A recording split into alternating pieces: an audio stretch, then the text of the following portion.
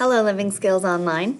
I have hesitated to make this video because I had to figure out how I was going to teach cooking labs online.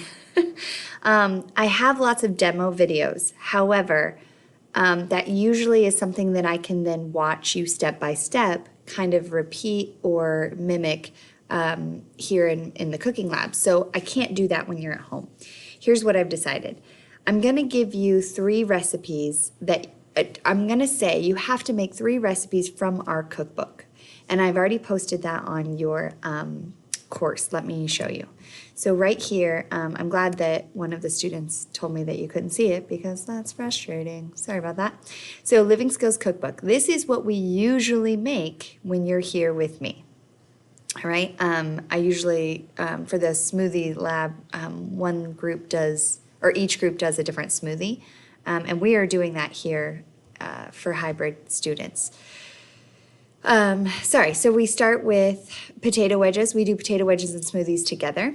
That's a really easy microwave recipe. This is also a microwave recipe, and I understand you can make apple crisp in the oven, but the microwave is one of our skills. So, and it is your first lab that you have to make.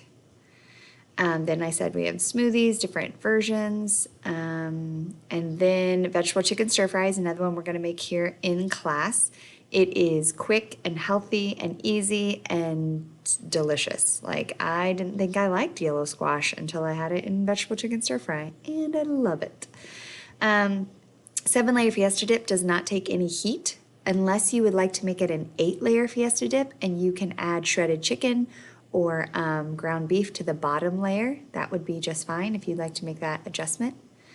Breakfast burritos, so they have a lot of options here. So each lab, what I usually do is I say you have to have this, you have to have one of these, you have to have eggs, you get your tortillas, but then you get to choose 3 fillings. So the group will have to tell me which 3 fillings they would like. You at home are welcome to do more fillings, but I want you to at least have 3. Let me say that again, at least have 3. This is a class that I want you to try new things. So pancake art, breakfast burritos is the other thing we're doing here in class. So the 3 things are potato wedges and smoothies, vegetable chicken stir fry, and breakfast burritos is what we're doing here. So if you want to choose those because that's what we're doing here, that'd be great. Otherwise, ask mom what she'd rather eat. Pancakes. You can just make the pancakes. You don't have to do the pancake art. Again, here in class, I have squeezy bottles that cost me, I think I got a dozen for $5, $10, I can't remember. But I just ordered them and then, use squeezy bottles to kind of make art on a griddle. But again, you can just make wonderful, fluffy pancakes and eat those. This is how you make them from scratch. Spaghetti and meat sauce. This takes a little while. It is our biggest lab. We're not doing it this semester, but you can choose to do it at home because it is delicious. It's all from scratch. There's no jarred sauce, and you can choose the noodles. I use whole wheat noodles or veggie noodles here in class, but if you've never tried a veggie noodle, buy it, try it. It's interesting because when you cover it in sauce, you really don't taste a difference. The texture is different, but the taste isn't. Garlic toast, we make that to go along with it. And then we usually end in cookies. And I can put those up for you, but I don't want those to be one of the 3 labs that you choose. So cookies are always a fun lab that we do at the end. And I don't really grade it. They get a completion credit. I taste the cookie and then judge based on how they did. But I basically just say, okay, go, make those cookies. Again, I don't want your 3 labs that you do at home to be the cookies, but you can choose to do the cookies for an optional lab, which brings me to optional labs. So for optional labs, you will have to make 3 things at home that are either not in the cookbook or maybe they're traditional dishes that you guys make in your home, but it has to be real foods. It has to be a real recipe, just like those that I showed you. Can you make 3 more recipes from our cookbook? Absolutely. Again, those cookies, any cookie recipe that you would like, you can make those as well. Because that is a food, there's multiple steps. There's measuring and mixing and baking, and that's what I'm looking for. Do not give me ramen noodles or mac and cheese where it's like you just add water, stir, and eat. Like, no, that's not a food. It is, but you get it. So you're going to be making 3 of the cookbook recipes that I give you, and then 3 recipes on your own. The other thing I want to say is that your reflection, let me see if I don't think I brought it up.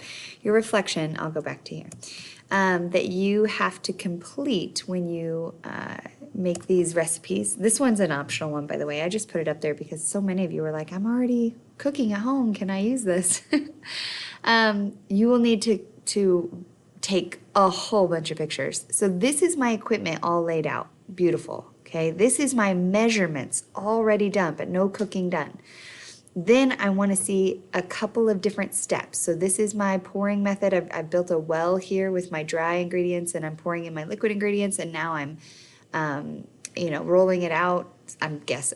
This isn't all from the same lab, but this is a really good demonstration. I want to see a final product, something that's plated. That's how you would serve it. That's what it should look like. Here's what it, and if it's something like a muffin or something, cut it in half. I want to see what the inside looks like. Right here on the cleanup, this is probably the most important for your grade. You'll lose a lot of points if you don't do this. I need to see lots and lots and lots of clean pictures. Like, here's my equipment put away. Here's my countertops and sink, all cleaned out and beautiful. Here's a picture of me actually cleaning. I'm wiping down the counters. And then here again is more equipment put away. So the reflection, let me go to this.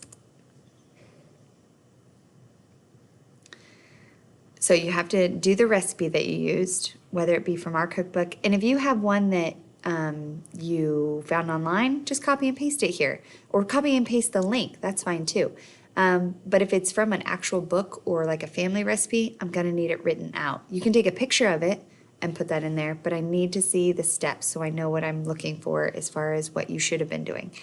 At the bottom, there's these post-lab questions.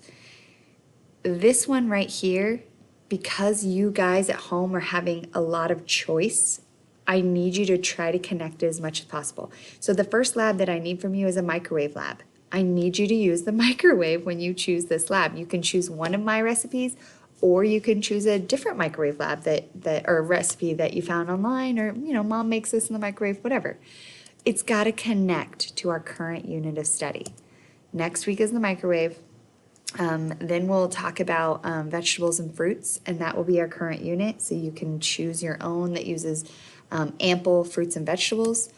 And then I'll keep giving you I'll open the folders ahead of time so that you know what we're doing. But then we do proteins, which we focus on eggs, breakfast burrito, and how to cook eggs properly. Like I said, those are the 3 that we're getting ready to do. So that's like the first 3 weeks. That's a long time out. I will keep telling you the units of study as we go. If you have any questions, just let me know. Sorry this was a little long, but I know that you're very curious about what to do. So let's break it down. Next week, you have a microwave lab. In our cookbook, there are 2 microwave recipes, apple crisp and potato wedges. You can do either one of those to get the 50 points for the microwave lab by taking lots and lots of pictures, you saw them, completing the post-reflection, or you can find your own microwave recipe that you just wanted to try. Still taking pictures and posting, and doing the sentences at the end. The following week will be dedicated to fruits and vegetables. Find something you've always wanted to make, a cherry pie. I've always wanted to try to make my own crust in a pie. You're at home. You have lots of time. Here in the labs, we don't have that kind of time. And we don't have that kind of resources that you do at home. So if you wanted to make something that doesn't take 20 minutes, because that's all our labs do, then do it. That sounds great. Experiment. I hope mom and dad I hope they're very excited about you cooking. So fruits and vegetables are coming up. Microwave lab first, then fruits and vegetables. That is all I had for you. If you have any questions, I would love to see you Tuesdays at 1 or 10:40 a.m. Log on, ask questions, or email me. It always works. Thanks, guys.